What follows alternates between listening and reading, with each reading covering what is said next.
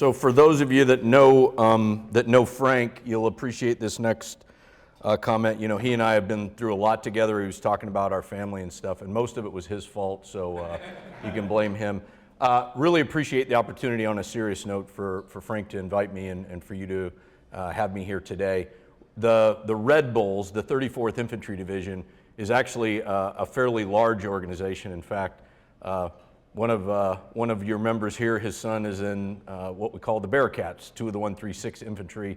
They're headquartered up in the Moorhead area, and they're part of the 1st Armored Brigade. So the division headquarters is what we'll talk about today. The division headquarters is deployed or mobilized on February 1st, 2024, and then on March 1st we deployed into the Middle East. We spent about 10 months there. We were home by Christmas. We didn't promise anybody that, but that's what we're going to talk about today. Happy to take any questions. If you got an urgent one as we're going through the slides, by all means, just stop me and ask. Otherwise, hopefully we'll have some time at the end to talk about that. There we go. So we will, the 2 operations that are covered are Operation Spartan Shield. That's kind of the steady state one that goes on in the Middle East.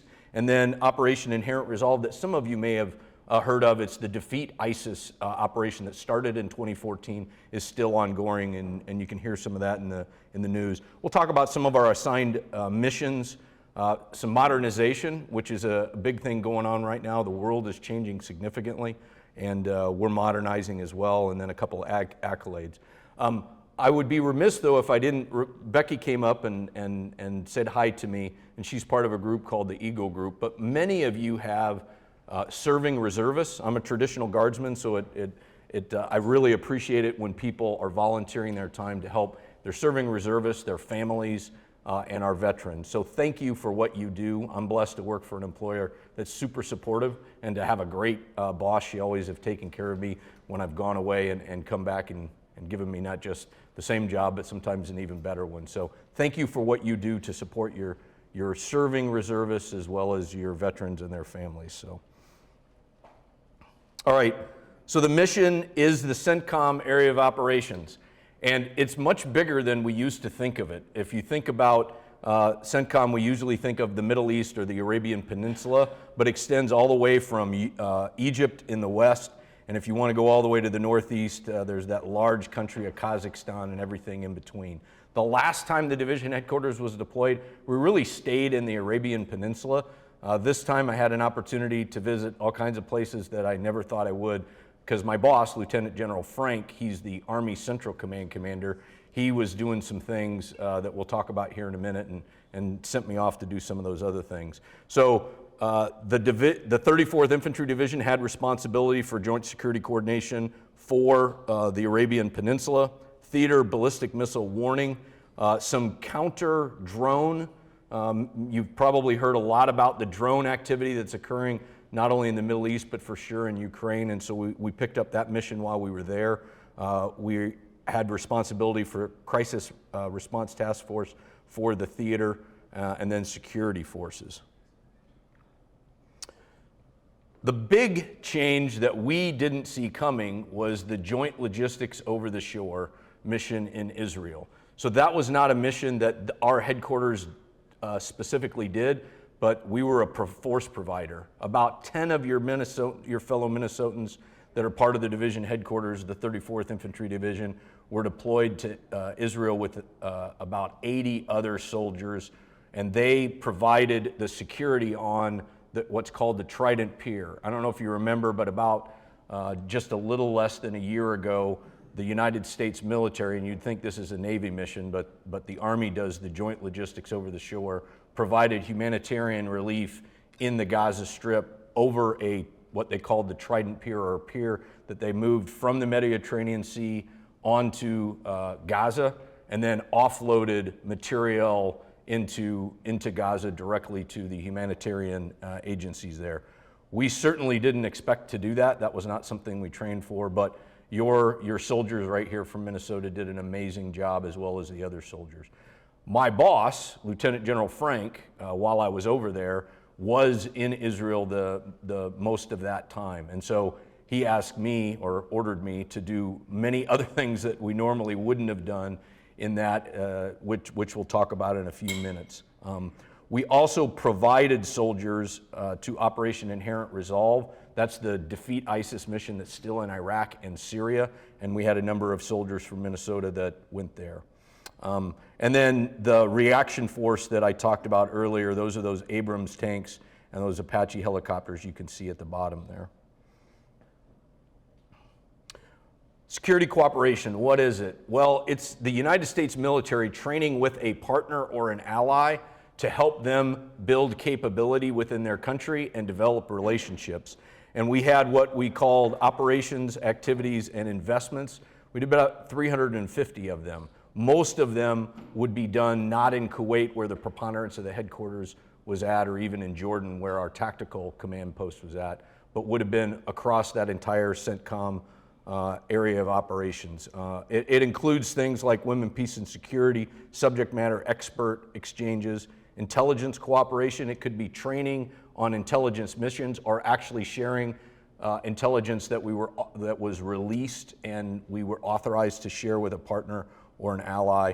And then we conduct a number of training meetings. One of the things that the United States military brings, the Army in particular, is expertise in training management, planning and executing training so that we can develop our partners' capabilities. And at the bottom right there, you can see an example of an intelligence exchange in Jordan. 15 large exercises. Bright Star in Egypt is one, Eager Lion in Jordan, and that's across the Levant, the Gulf itself, and then CASA, Central Asia, South Asia. Those are sometimes referred to as the stands, Pakistan, Kazakhstan, Uzbekistan in particular. You can see in the upper right-hand corner there, a good friend of mine, Major Tommy Miller. He's in Uzbekistan conducting a partnered exchange with the Uzbek army. And so we brought a platoon of US soldiers.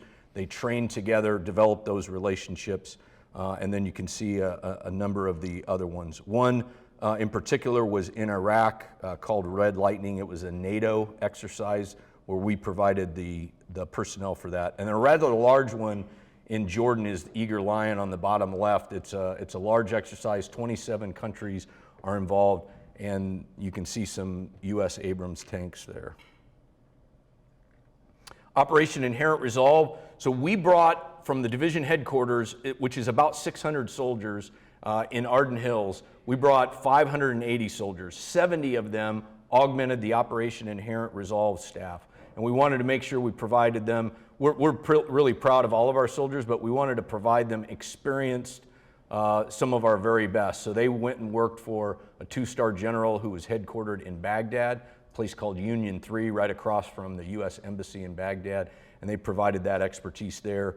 Fill in about a third of all the staff positions for that organization, particularly the Military Advisory Group Iraq Strike Cell. So they're the ones that work with the Iraq military, identify targets, and once they identify them, partner together in order to defeat ISIS. In many cases, killing or capturing ISIS operatives there.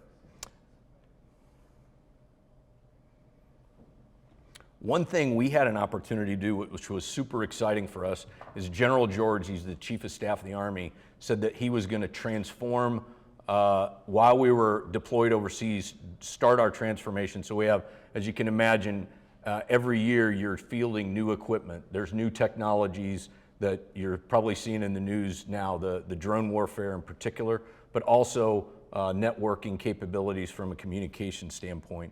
So we had an opportunity to do that. You can see that particular drone in the upper left actually is a communication drone. It raises an antenna and holds it in place high enough that it can give us several hundred kilometers of coverage for communication, and many other accomplishments for the 34th Infantry Division there.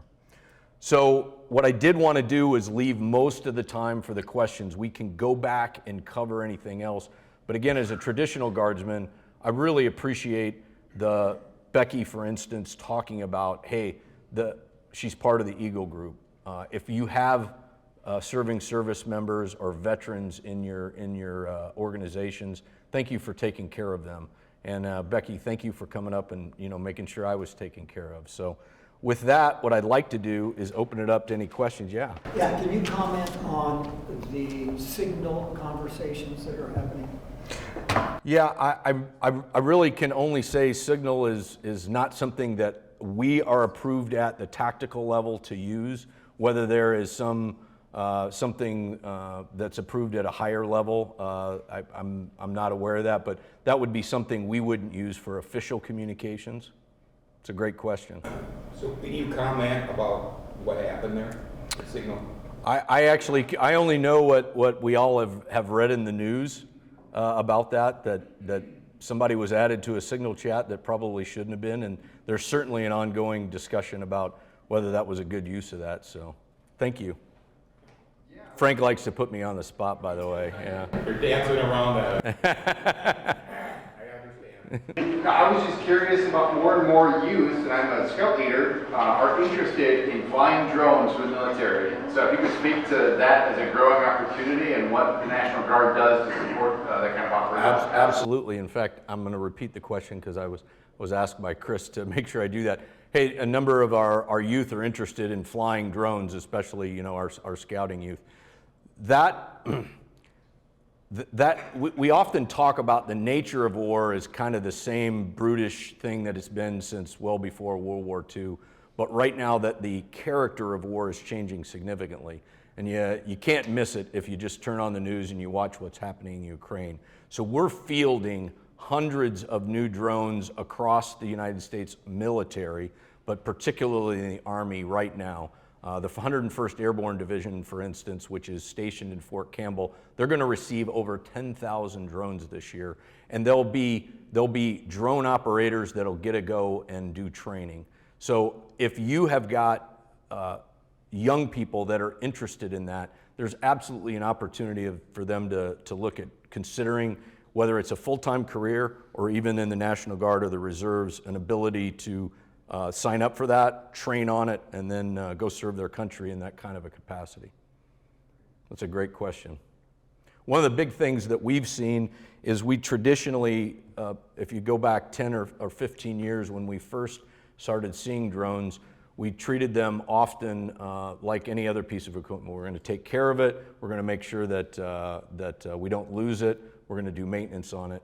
But that drives a particular mental habit of, especially if you're responsible for it, you don't want to use it, you don't want to take it out, you might lose it. Camp Ripley, you can imagine, is in a place that's pretty easy to do that. Well, with the fact that they're so ubiquitous, they're so inexpensive, and frankly, the very lethal effects that they can have on the battlefield, we're having to change the way we acquire them.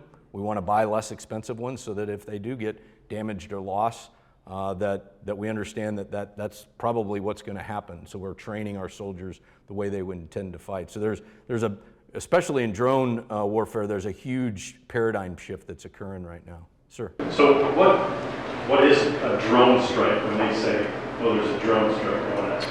Is it the drone itself? Is it a missile, or what do they do? Yeah, in fact, and much of this you can Google. There's these fairly small drones that are commercially available, and they can be jerry-rigged, for instance. They're not necessarily a one-way attack drone by manufacturer, but people in Ukraine can then add something to them where either they have an explosive, and like you said, the drone flies directly into the bunker or into the vehicle and explodes. They can also drop something as well. But the United States military is starting to acquire, as an example, something called Switchblade. So there's a company that makes, it's called Switchblade, and there's several variants of them. They can do 2 or 3 different things. They can act from a reconnaissance standpoint with a camera initially, but most, if not all of them, also have an explosive capability. So they can be launched on a known target. Hey, we know where it's at. And they fly out to it, they identify it, and they attack it. They can also perform what we call as a loitering munition. So it'd be a drone with an explosive. It doesn't have a known target, but it's going to conduct reconnaissance for a period of time until a target is identified, and then the operator is going to fly that into that target, again, whether it's a bunker or a vehicle. And you can only imagine trying to counter that. The least expensive way to do it is through electronic warfare or jamming, you might think about. But there are ways to harden those drones so that they're less susceptible to jamming. And that's what's going on in Ukraine right now. One side will try something new, and then the other side has to kind of counter that. So it's very interesting. Great question. Yeah. How were you received over in the Middle East there? You know, Americans and all that, American military in the Middle East, how were you received? Yeah, Frank, it's a great question. Frank asked, how were we received? In general, primarily in the countries where we're hosted and visited, think of Kuwait, the United Arab Emirates, Saudi Arabia, Jordan. They understand that soldiers, sailors, airmen, and Marines are not partisan, and that if there is a difference in policy between their government and what the United States is doing or supporting, that's not a soldier, sailor, airman, and Marine. So we generally are very well received. Occasionally they'll talk about it, just like the question you asked me a little bit earlier, but in most cases they're gonna understand that, hey, we're under the authority of our government and we're gonna choose to cooperate together because, again, we're allies and partners. In general, we don't get a lot of vitriolic arguments or political questions when we're partnering with the other nations' military forces. It's a great question, and it's a huge advantage to have that situation rather than kind of be locked out because of what a government policy is, that most soldiers, airmen, Marines, and sailors, they're not going to have any kind of sway on that or decision making in it. Yes, ma'am. I was wondering if you could comment on the equipment availability. We hear things like, oh, the U.S. now doesn't have enough, I don't know what it is, tanks, guns, different things of equipment. What is the status? Are we kind of in a roll mode? Yeah, great question. The question was about equipment availability. Do we have enough of it, and what is the status of it? We have actually plenty of equipment. The two challenges we have is because, again, that nature of war is changing so dramatically, we have a need to modernize most of the equipment that we have. And so often we find that we have equipment. It may be older equipment, as you all know. Most of the equipment, the Abrams tank, the Apache helicopter, they were designed and built in the 1980s and 1990s. And so in many cases, because that character of war has changed so dramatically, we need to shift to newer, more modernized equipment, whether it's communication equipment or the drones as well. The military also, as a reflection of the government, there's limited funds. It's a very large budget that the Department of Defense has, but right now, most of the effort is being put against what we call our pacing threat in the Indo-Pacific theater. And therefore, that's mostly Navy and Air Force, and so the Army tends to get a little bit pinched. Having said that, for your soldiers that are deploying overseas, they're very well taken care of. They're adequately funded. It has more to do with decisions that we make in modernizing and buying new equipment here, as well as training here in the United States, that there's tough trade-offs that have to be made. It's a very insightful question and is really being discussed right now as decisions are being made on, okay, are we gonna buy another aircraft carrier? If so, what are we gonna do and how are we gonna come up with that money? Great question. Yes, sir. You've been through several administration changes, so how does that impact what you do and those below you? No, it's a great question. I'm traditional guardsman, so on a daily basis I'm going to my civilian job, but from a military standpoint, obviously in the United States, our form of government, it's civilian control of the military. So when there is a new administration comes in and they implement new policies, that's what you follow. And so there are changes. Seldom are there changes, even when it's from one president to another president, even from the same party, there's often policy changes. And so those are promulgated through the Department of Defense, down to the secretaries of each of the services, and then implemented through regulation. So it could be new training, could be a different policy, could be one that just came out recently, which I'm appreciative of actually, is cutting down on some of the mandatory training. There's certain regulations that require training on various functions. And there was a little bit of a joke about 5 years ago. There was a study done saying, well, there's only about 200 training days for the active component, but there's 221 required training days for the mandatory training. So how are you going to get after your warfighting training if you're always working on that other thing? So recently there was a policy change that was promulgated giving commanders more discretion on what they trained on and frankly what they assumed risk on not training. You can only imagine in your reserve components where we only have 39 days a year, so you're 2 days a month, your week, 1 weekend a month, and your 15 days in the summer. We have to be very, very selective. And so as a division commander of an infantry division, warfighting is the most important thing to us, so we focus very heavily on our mission tasks. So river crossing for the 34th Infantry Division is the biggest one, a contested river crossing. And that change in policy allows us to focus even more on that and not have to focus on other mandatory training, which may or may not be warfighting related. Was there a question? Yes, ma'am. So you had mentioned, some of the kids are interested in the idea of flying drones. Are young people still considering military? It's a great question. So, and did you have a follow-up or? No. Okay. Are young people still considering the military? The answer is yes, but if we go back about 3 years, the recruiting situation in the United, we're an all-volunteer force. Frank, you were back in the Civil War, right? When there was a, so, yep, he was, but we went from a draft, we had the draft that went up through the Vietnam War. We're now all volunteer force. So recruiting is critical to us. And it was a really tough environment coming out of COVID. And so many of the services didn't meet their requirements.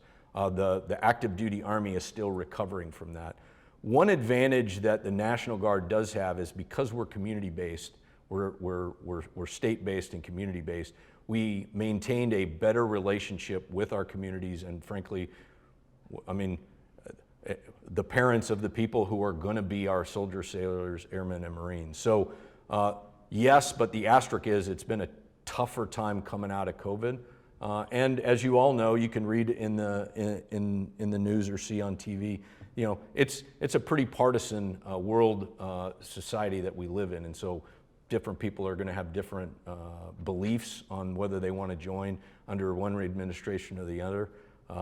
The view I've been able to take since you all heard how old I am, I enlisted in 1987, is hey, they're going to come and go, but I'm committed to serving the United States military and frankly you all. So it's a great question. It's tough though. It frankly does take organizations like this to help us get out the word of why service to your country is still important and you should consider it. So thanks for that question. Was there one? Yes, ma'am. I have heard that they are, I don't know what the right term is, increasing the standards, making the standards harder, and I think that's for new recruits. I don't know if it's new recruits, ongoing training. Sorry if you have any comments on that. Yeah, I think the news article that I read was the Secretary of Defense has given them 60 days, all the services, to make the combat arms organizations have the same standards regardless. The same standards for everyone. That was, if you go back to about 2018, that was something, at least in the Army, that was being implemented. And then again, whoever has to go in between administrations, depending on who's in charge of the Army at the time and then who the administration is, they're gonna get a cut on that prior to it being implemented. So conceptually, you can imagine that combat does not discriminate based on sex, age, anything else. Combat is combat. And so conceptually thinking, hey, a common standard would be good, at least makes some sense. You then also have to look at, okay, what is our country made up of? And we're not all exactly the same. We don't look the same.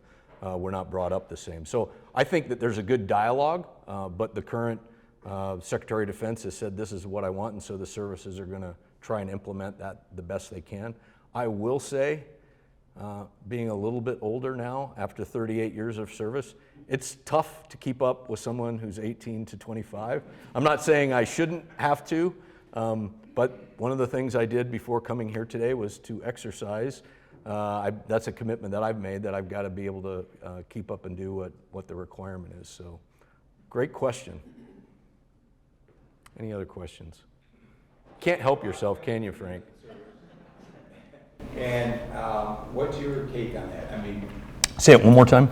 there's a lot of women being taken into the service these days. Yeah. How are they doing? Are they doing well? I mean, I think there's agnostic to gender. You're going to have great soldiers. You're going to have fillers. You're going to have. I think they're doing fine, and I think we need them. I think at this point, from a societal standpoint, if we don't have as many people who are eligible to serve, we're not going to be able to fill our ranks. And so being able to do that and then provide the opportunity for the right person, and I'll talk less about specifically gender, but what are their career goals? What are their family goals? Do they want to serve active duty, or do they want to serve in the reserves? I think trying to figure out how do we provide that opportunity for everyone who wants to serve is the route to go. But it's a great question. I don't see any problem with that. So my boss, not less from the Army side, but my boss at Boston Scientific just happens to be a lady, and I've learned an awful lot from her. So I'll leave it at that. Frank likes to make me uncomfortable whenever he can. You can imagine, you can imagine getting your hair cut by me and stuck in that chair for 30 minutes. So. Any last questions? Yes, ma'am. So with that, do you see the number of service men and women changing of them re-upping, or putting in that contract and they're, I'm out, I'm done? And that's where it's a great question. Do we see more people re-upping, or do we see them leave? There's a little bit of a dichotomy. People who are past their first enlistment, maybe not quite to 10 years yet, we actually have a much higher re-enlistment rate than they thought, which is good, because we had a shortage, like I said, coming out of COVID. There was a shortage of people coming in. The people that we call first termers, they aren't staying any more than they used to, but when you have less of them, that means you're keeping less of them as well. A little bit of a difference between the active component and the National Guard, and actually even the Army Reserve. The Army Reserve is a great organization. It's not state-based, and they have seen fewer people coming in, just like the active component has, and not as good a retention rate. But in the National Guard writ large, and in Minnesota in particular, we've got.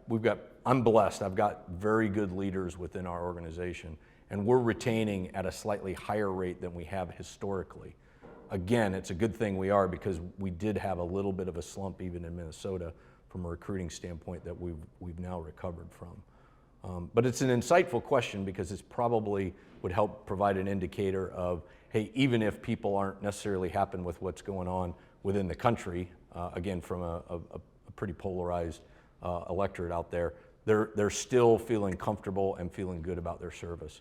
And most of the time it has more to do with who they're serving with than necessarily the policies that are being promulgated, and that's important to us. We like to think of the National Guard as a family, an extension of family, and that we're taking care of our fellow soldiers. So, great question. We're probably running towards the end here. Yeah. Thank you very much, really appreciate it.